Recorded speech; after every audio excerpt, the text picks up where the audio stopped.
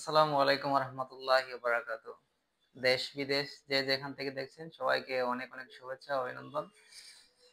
আমার চ্যানেলের প্রথম ভিডিও আজকে। চ্যানেলটা খোলা মূলত আমি যে কাজ করি ভিসা প্রসেসিং এর, আমি আমার অভিজ্ঞতা থেকে যতটুকু শেয়ার করা যায় আপনাদের সাথে শেয়ার করব।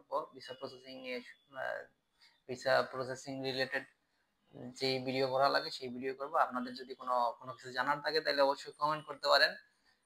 চেষ্টা করব ইনশাআল্লাহ সমাধান করার, হেল্প করার চেষ্টা করব ইনশাআল্লাহ।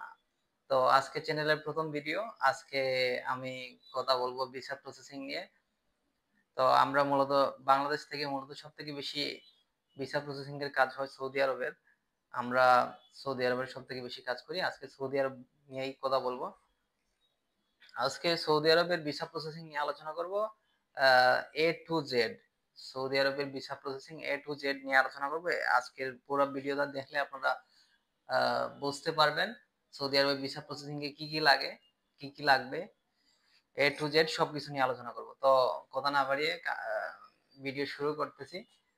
প্রথমে হচ্ছে সৌদি আরবের ভিসা প্রসেসিং এ সর্বপ্রথম হচ্ছে আপনার মেডিকেল করতে হবে। ঠিক আছে, সৌদি আরব ভিসা প্রসেসিং এ সর্বপ্রথম হচ্ছে মেডিকেল করতে হবে। আপনার পাসপোর্ট, পাসপোর্টের মেইন পাসপোর্ট, তারপরে হচ্ছে মেডিকেল করার জন্য অনলাইন থেকে অ্যাপয়েন্টমেন্ট নিতে হবে। অনলাইন থেকে 1500 টাকা, $10 মতো পেমেন্ট করে একটা অ্যাপয়েন্টমেন্ট নিতে হবে। আপনারা যেই মেডিকেল করতে বলবে সেই মেডিকেলে যাই মেডিকেল করতে হবে। $10 দিয়ে হচ্ছে মেডিকেলের অ্যাপয়েন্টমেন্ট নেবেন। মেডিকেলে 8500 টাকা দিবেন, মেডিকেল করবেন। মেডিকেল ফিট হওয়ার পরে হচ্ছে আপনার মেডিকেল ফিট হওয়ার পরে বাকি হচ্ছে আপনার মফা করা, তাসির ফিঙ্গারের জন্য অ্যাপয়েন্টমেন্ট নেওয়া, সেটা এজেন্সি থেকেই কইরা দিবে। সেটাতে যাত্রীর কিছু করা লাগবে না। যাত্রীর জাস্ট এই মেডিকেল ফিট দিতে হবে। মেডিকেল ফিটটা হচ্ছে আপনার মেডিকেল ফিটের জন্য যতটুকু হেল্প করা লাগে এজেন্সি করে। মেডিকেল স্লিপ উঠানো থেকে শুরু করে যখন যেই হেল্প লাগে সব হেল্পই এজেন্সি করে। মেডিকেল ফিট হওয়ার পরে বাকি কাজ হচ্ছে আপনার এজেন্সি করে নেবে। মফা করতে হয়। মফা করার পরে আপনার হচ্ছে তাসরির যে ভিসা সেন্টার আছে সৌদি যমুনা ফিউচার পার্ক, সেখানে অ্যাপয়েন্টমেন্ট নিতে হয়। সেটাই এজেন্সি অ্যাপয়েন্টমেন্ট নিয়ে দেবে। ঠিক আছে, ফিঙ্গার করবেন। তারপরে হচ্ছে আপনার পুলিশ ক্লিয়ারেন্স বানানো না থাকলে বানাবেন। পুলিশ ক্লিয়ারেন্সটা মূলত এমবেসিতে পাসপোর্ট জমা দেওয়ার ক্ষেত্রে লাগে। পাসপোর্টটা এমবেসিতে জমা দিলে ভিসার জন্য পাসপোর্টটা এমবেসিতে জমা দিলে তখন হচ্ছে আপনার অনেকগুলো ডকুমেন্টস দিতে হয়। আর বর্তমানে হচ্ছে আপনার দুইটা প্রফেশন বলতে লোড আনলোড যাদের প্রফেশন আছে ভিসার, load unload office and facility cleaner, তারপরে হচ্ছে আপনার যারা হাউস ওয়ার্কার হিসেবে যাবে, হাউস ড্রাইভার, এদের কোনো কোনো ধরনের এক্সট্রা সার্টিফিকেট লাগে না। যেমন তাকামুল সার্টিফিকেট লাগবে আপনার আহ, যাদের এর বাহিরে অন্য কোনো পেশা থাকলেই এটার তাকামুল সার্টিফিকেট লাগবে। তাকামুল সার্টিফিকেট এমবেসিতে জমা না দিলে ভিসা দিবে না।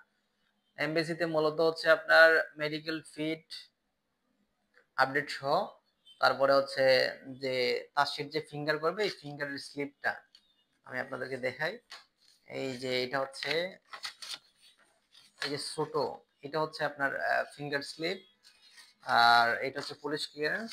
আর নিচে হচ্ছে মেডিকেলের ফিট কার্ড। ঠিক আছে, এই মূলত এই তিনটা জিনিসই লাগবে নরমালি। লোড আনলোড যাদের পেশা, অফিস এন্ড ফ্যাসিলিটি যাদের পেশা, হাউস ওয়ার্কার যাদের পেশা, তাদের ক্ষেত্রে শুধুমাত্র এই তিনটা কাগজ হইলে আর পাসপোর্ট ছবি সহ এমবেসিতে জমা দিবে এজেন্সি, তারপরে ভিসা হয়ে যাবে। শুধু এই ডকুমেন্টস গুলো লাগবে। আর যারা হচ্ছে আপনার প্রফেশনাল ড্রাইভার, যাদের এই যে পার্সোনাল ড্রাইভার, ঠিক আছে, হাউস ড্রাইভার যারা, তাদের ক্ষেত্রে হচ্ছে আপনার ড্রাইভিং লাইসেন্স লাগবে। এইটা হলো ড্রাইভিং লাইসেন্স। ঠিক আছে, ড্রাইভিং লাইসেন্সটা এমবিসিতে জমা দিতে হবে। অরিজিনাল কার্ড যেটা আছে এটা জমা দিতে হবে। এর বাইরে হচ্ছে আপনার কোনো কোম্পানির যদি ড্রাইভার হয় তাইলে তাকামুল সার্টিফিকেট লাগবে। শুধুমাত্র পার্সোনাল ড্রাইভারের ক্ষেত্রে এক্সট্রা ডকুমেন্টস হিসাবে শুধু ড্রাইভিং লাইসেন্সটা লাগবে। আর হচ্ছে আপনার এই যে নরমালি যেগুলাতে যে ডকুমেন্টস গুলো লাগে, মেডিকেল কার্ড, পুলিশ ক্লিয়ারেন্স, তারপরে হচ্ছে আপনার ফিঙ্গারের স্লিপ, এগুলাই লাগবে। তারপরে হচ্ছে আপনার ভিসা হওয়ার পরে আপনার 3 দিনের সরকারি ট্রেনিং আছে, ট্রেনিংটা করবেন। ট্রেনিংটা শেষ হলে আপনার সার্টিফিকেট দিবে, তারপরে ভিসা হলে আপনার একটা ফিঙ্গার করতে হবে জেলাতে, ওই ফিঙ্গারটা করবেন। তারপরে এজেন্সি আপনার যে ডকুমেন্টস ম্যান পাওয়ারে জমা দেওয়া লাগে সেগুলা জমা দিলে আপনার ম্যান পাওয়ার হয়ে যাবে। ম্যান পাওয়ার হওয়ার পরে আপনি যে কোনো দিন টিকিট করে ফ্লাই করতে পারবেন। এই হলো আপনার সৌদি আরবের টোটাল প্রসেসিং। তো আপনারা যারা সৌদি আরবের যদি আপনাদের কোনো ধরনের ভিসা প্রসেসিং এর হেল্প লাগে বা ভিসা প্রসেসিং করতে চান, আমার সাথে যোগাযোগ করতে পারেন। ইনশাআল্লাহ আমি হেল্প করব। প্রসেসিং করা লাগলে আমি নিজেই প্রসেসিং করে দিব। আপনাদের যদি ভিসা থাকে তাহলে এটা আমি প্রসেসিং করে দিব। আপনার কেউ যদি পরিচিত কেউ যদি ভিসা দেয় তাহলে আমার সাথে যোগাযোগ করতে পারেন। আমি আপনার ভিসা প্রসেসিং এর A to Z হেল্প করবো ইনশাআল্লাহ।